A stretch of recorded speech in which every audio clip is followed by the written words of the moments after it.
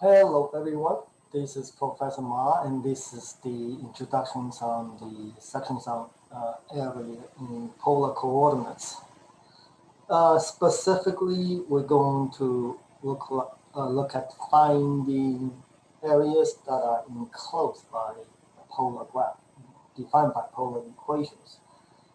So, uh, suppose we have a polar equations I could equal theta, and here's what it looks like. And when we talk about, say, let's say angle go from theta, go from A to B, and then what's happening is that as angle goes from theta, goes from A to B, it sweeps out, just like radar, it sweeps out an area. And we want to get the formula for calculating these areas. And this is the formula. And let me briefly explain why this formula is true.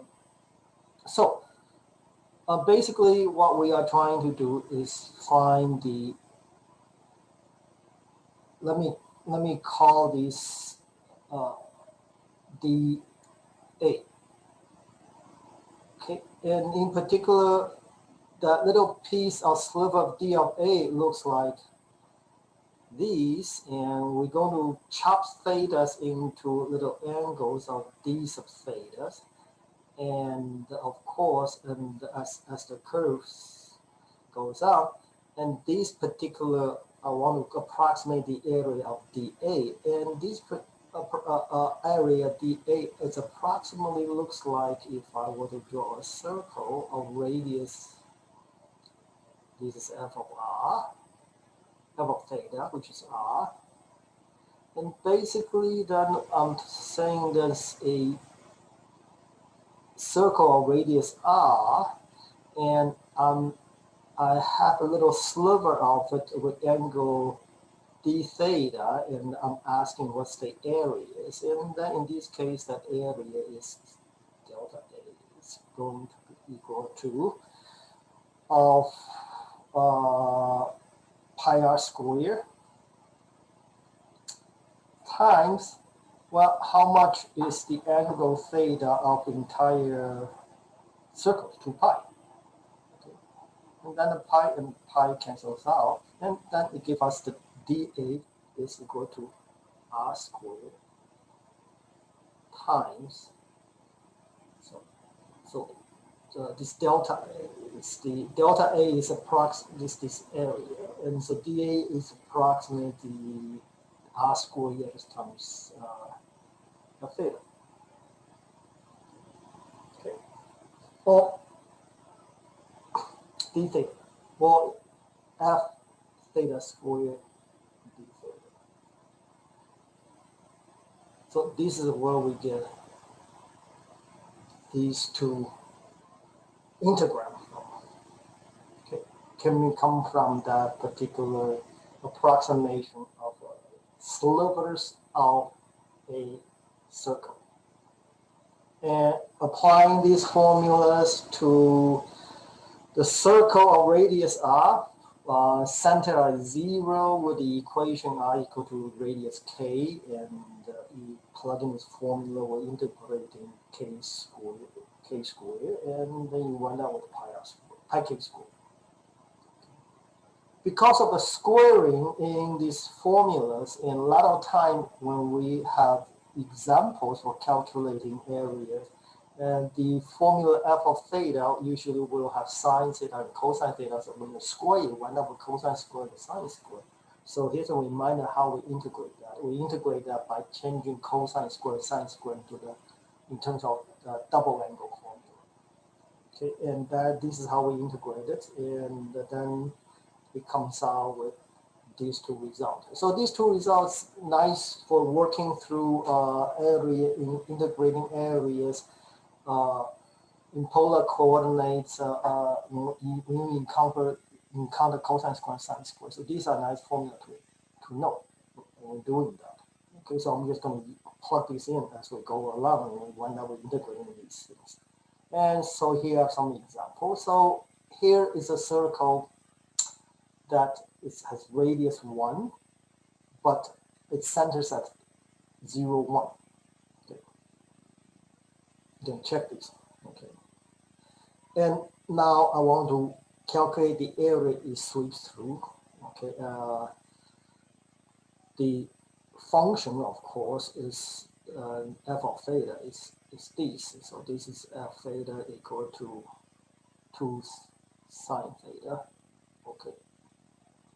And so I integrate this, and so it's integral of sine square. So it's just calculations, and when the theta go from 0 to 2 pi, okay, if you do this calculation, okay, you wind up with 2 pi. And what happened over here is that if you want to calculate this correctly, because this area as theta go from 0 to pi, okay, the theta go to 0 from here, theta equal to 0 to theta equal to pi, the entire area is already swapped out once. So if you were to do this onto 2 pi, that means you swap through twice. So that's hence you get the answer 2 pi. So this is one thing that you have to be careful when you talk about areas in polar coordinates, because polar coordinates can repeat themselves. You can do that in rectangular coordinates. In rectangular coordinates, every point is every order pair is a different point. But in polar coordinates, repeated angles of the 2 pi, you wind up with the same location, the same point. So how many times you're doing this in the calculation becomes something you have to notice. So this one is swapped to twice, so get twice the numbers you're supposed to get. And then the rest of the examples are formulas basically involve using the cardioids or the rows, sine n theta or cosine n theta. So here's an example of cardioids. And basically you have to find out the area as you swap through. When theta equal to 0, it's over. This is theta equal to 0 as theta come to theta equal to pi over 2. That it sweeps out this little area. So in particular the angles go from theta equal to 0 to theta equal to pi. So integrate that's the square of the cardioids, and the rest is just calculations. Okay. If the area is trapped between two non-intersecting polar equations. So I want everything's in between here. And then I subtract the two areas, just like the case, cutting two pieces. Okay. So, for example, if I want to calculate the area of these two circles, then there are the two polar equations out there.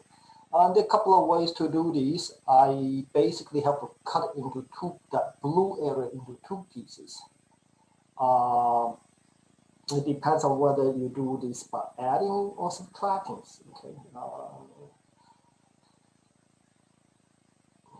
So in this case, the first way we're going to do it, we're going to calculate the red area, which is very simple. The red area is 1/6 of the red circle. So that part's easy. Then I add on that little black slit, and so I calculate in two parts. So one way is to calculate the pi over 6, the red area. The black area is bounded by two curves going from pi over 3 up to pi half, right? And then you integrate it from pi over 3 to pi half. And then the curve you talk about, the boundary is that circle on the right, 2 cosine theta. So you integrate that, and you add the two answers together. Okay. And another way to do it is by subtractions. How? Here, I have an entire quarter circle. From where to where? I got this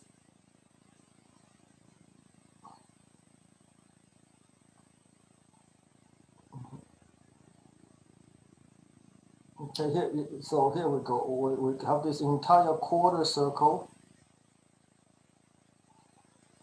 Okay, and I want to take away that little red pieces up there, that little triangular red piece.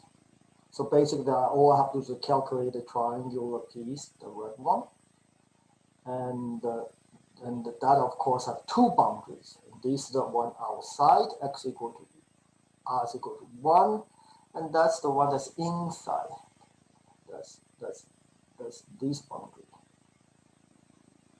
Okay. And so that defines these particular portions. And I want to subtract that out from the quarter circle. And so we'll calculate that and subtract out. We get the same answer as before.